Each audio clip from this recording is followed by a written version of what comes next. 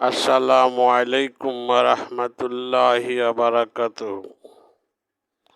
আসুন আমার দিন দরদে সোনাম অনেক ভাইয়েরা ও আমার নেটের সাথীরা ও ফেসবুকের বন্ধুরা ও আমার বাবাজি ও মা খালারা ও বোনেরা ও কচিকাঁচা ও যুবকেরা, আসুন আমরা আবারও কিছু আল্লাহর কোরআন হাদিস থেকে কিছু আলোচনা শুনি, দিনের কথা শুনি, ইসলামের কথা শুনি।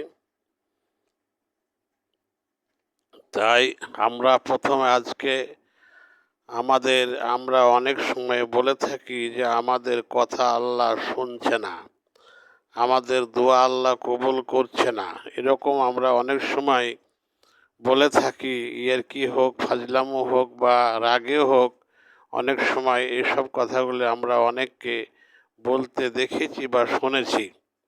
তো এই জন্য এখানে কিছু শর্ত রয়েছে। সেটা হচ্ছে যে আমরা যারা নামাজ পড়ি বা যারা পাঁচ ওয়াক্তর মুসল্লি বা আল্লাহ তাআলার হস্তে আমরা মসজিদে নামাজ আদায় করি, কিন্তু আমরা অনেকে উজু করতে জানি না।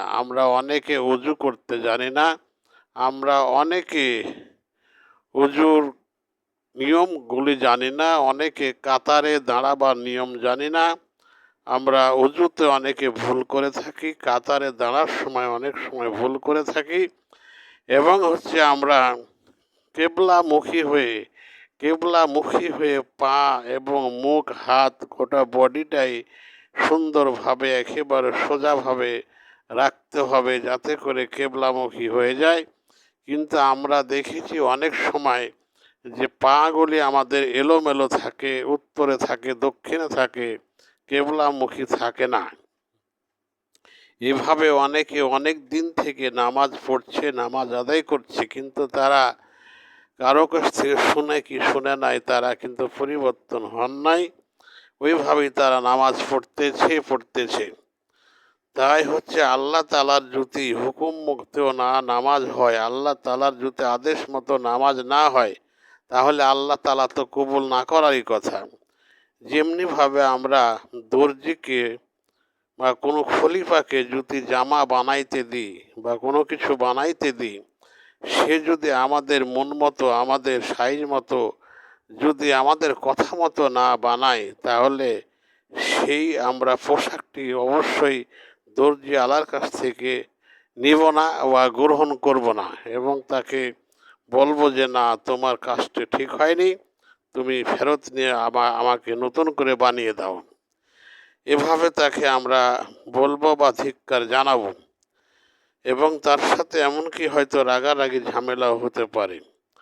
তাহলে দর্জি সাহেব যদি আমাদের ঠিকভাবে পোশাক বানিয়ে দেওয়া না দেওয়ার কারণে সে কথা শুনে বা সে ধিক্কার পায়, তাহলে আল্লাহ তাআলা যদি আমরা ঠিকমতো কথাগুলি না শুনি, আল্লাহ তাআলার হুকুমগুলি যদি ঠিকমতো না পালন করি, আল্লাহ তাআলার আদেশ মতো যদি আমরা না চলি, তাহলে আমাদের দোয়া কবুল না হওয়ারই কথা, নামাজগুলি কবুল না হওয়ারই কথা। এতে কোনো দুঃখ পাওয়ার কিছু নাই, লজ্জা পাওয়ারও কিছু নাই। এই জন্য শিখার কোনো বয়স নেই, জানারও কোনো বয়স নেই।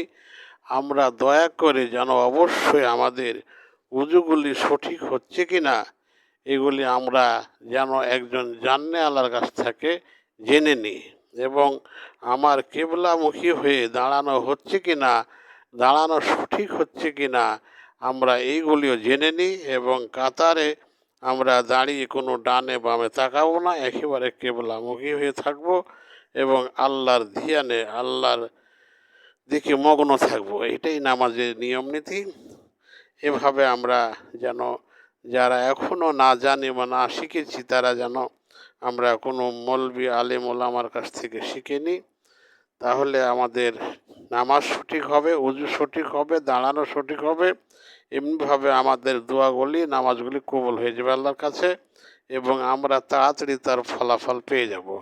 আসুন, আল্লাহ তাআলা আমাদের সবাইকে বোঝার ও জানার মানার তৌফিক যেন দান করেন। সকলে বলেন আল্লাহুম্মা আমিন। আসসালামু আলাইকুম ওয়া রাহমাতুল্লাহি ওয়া বারাকাতুহু।